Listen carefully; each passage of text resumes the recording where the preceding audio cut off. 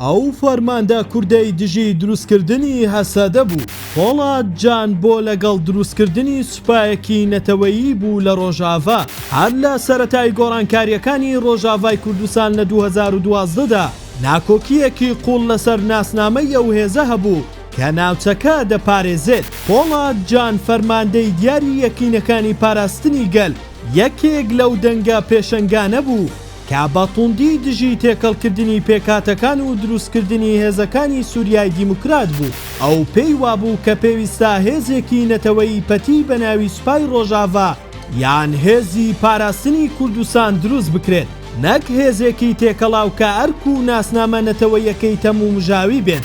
هۆکاری سەرەکی پۆڵات جان بۆ ئەم پێداگریە سەرکردنەوەی هەموو وزە و توانایەکی کورد بوو بۆ پاراستنی خاکی کوردستان و ئاوەدانکردنەوەی شارە کوردیەکان.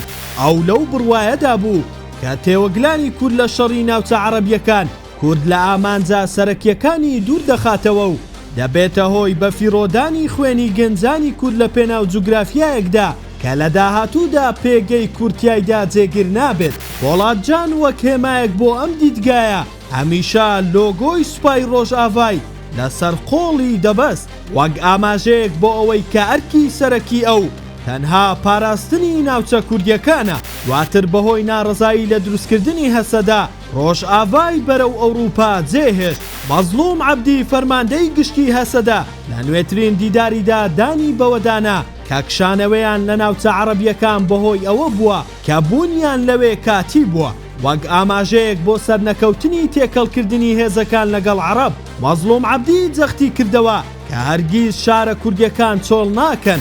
ئەم قسانەی عەبدی بە جۆرێک لە جۆرەکان سەلماندنی ڕاستی پێشبینیەکانی پۆڵات جان بوو کە پێی وابوو خەرجکردنی هێزی کورد لە ناوچە عەرەبیەکان کاتیە و دەبوو لە سەرەتەوە سوپایەکی نەتەوەیی بۆ پاراستنی هەمیشەیی خاکی کوردستان دروست بکرێت.